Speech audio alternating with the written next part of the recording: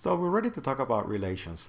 And what exactly is a relation? Well, when we have a relation, we actually start with two sets. I'll call those S and T. Okay?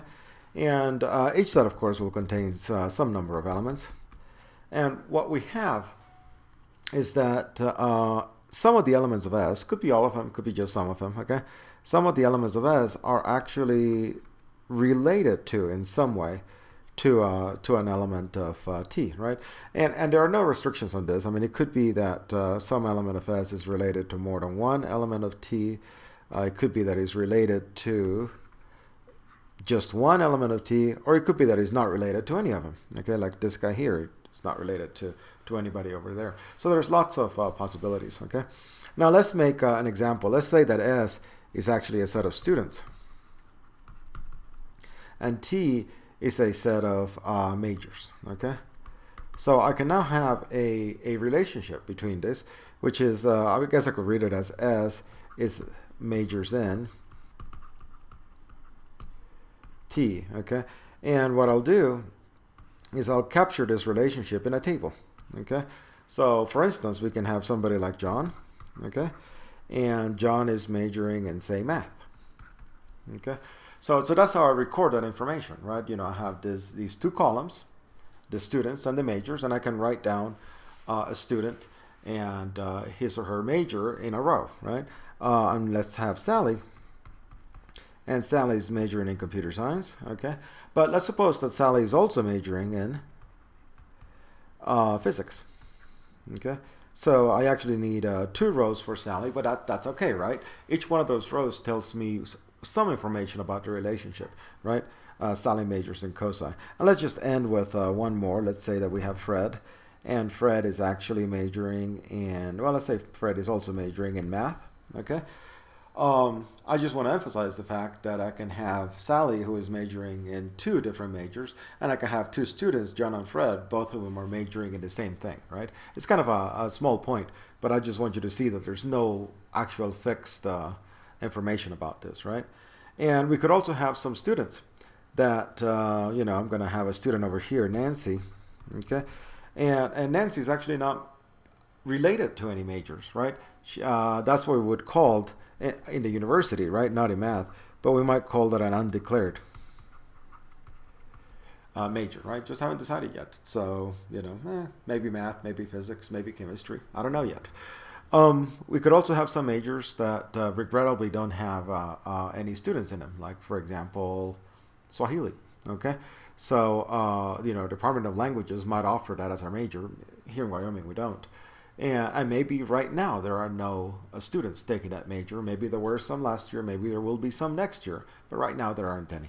Okay, so that's kind of a relation between these two things, and as you can see, relations span a whole bunch of any other possibilities. Like, for example, we could have students and advisors.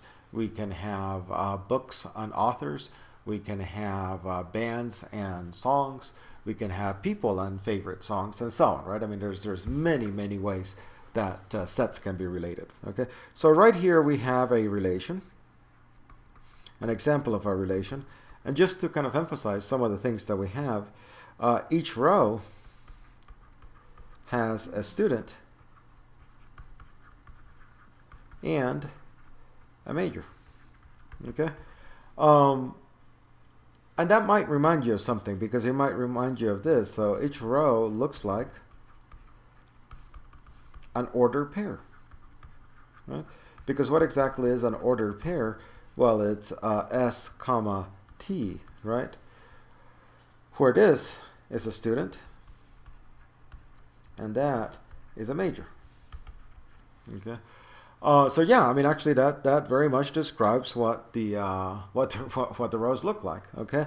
And that perspective then is what leads to what we're going to use as the definition of relation. And we'll say that a relation is a subset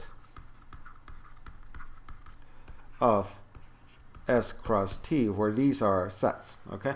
So I have a set S, I have a set T. I take the cross product of S and T, any subset of that is actually a relation. That's what we mean by relation. And if you think about it, any subset of S cross T is all of the possible tuples where the first element comes from S, the second element comes from T. We look at a subset of that. So we have all of the possible rows that you can make, and then we only select some of those rows. That's what a relation is. Okay. So armed with that, we can look at the actual formal definition. And this actually looks like I mean, it doesn't look like it makes any sense, but it really does, and I hope that that I just showed you that, because what we have is we have two sets, and then a relation is just a subset of S cross T. Okay, this is amazing to me. I mean, that's the entire definition. Okay, so that's what relations are. They're actually sets in their own right, but they're sets that contain tuples, and the tuples come from two other sets, right? We usually write A comma B belongs to R. That's standard notation, right? Because R is going to be a set of things. So we say something belongs to that set. That something happens to be an ordered pair, because that's the way relations are.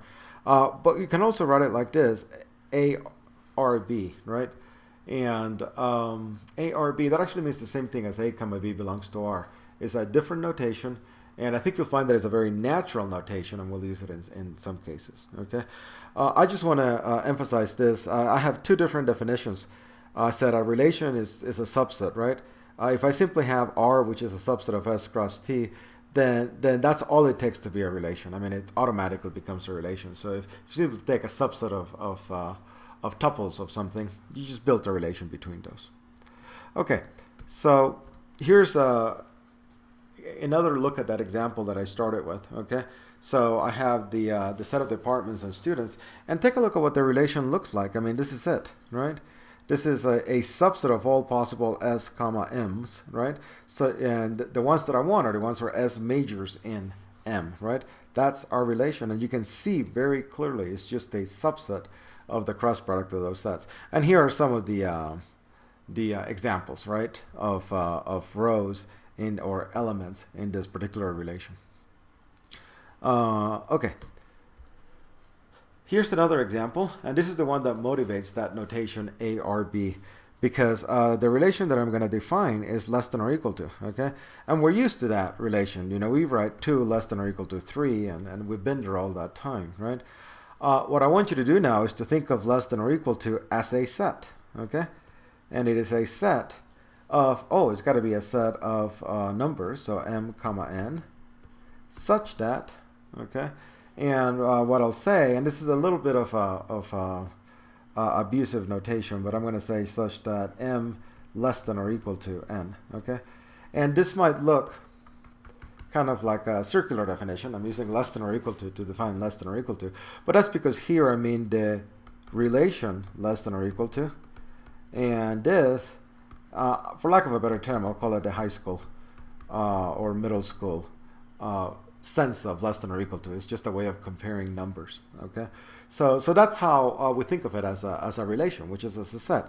So I have 0, 0 belongs to less than or equal to. That would be a correct thing to say, because 0 is in fact less than or equal to 0. We're used to writing it like this, and that's that A, R, B notation that we mentioned earlier. Okay, 0, 1 of course belongs to less than or equal to 0. 1,300,991, that also belongs to less than or equal to, and so on, right? I know that it's a bit of takes some effort to wrap your mind around this concept that less than or equal to is a set, right? It's not, a comparator function, maybe we would have called it, I don't know. But it's not that big a stretch, and it's something that I want you to get used to. Relations, which are just the ways that we associate elements from one set to another, are actual sets. They're subsets of the cross product. Okay, so anyway, so that's another example of relations.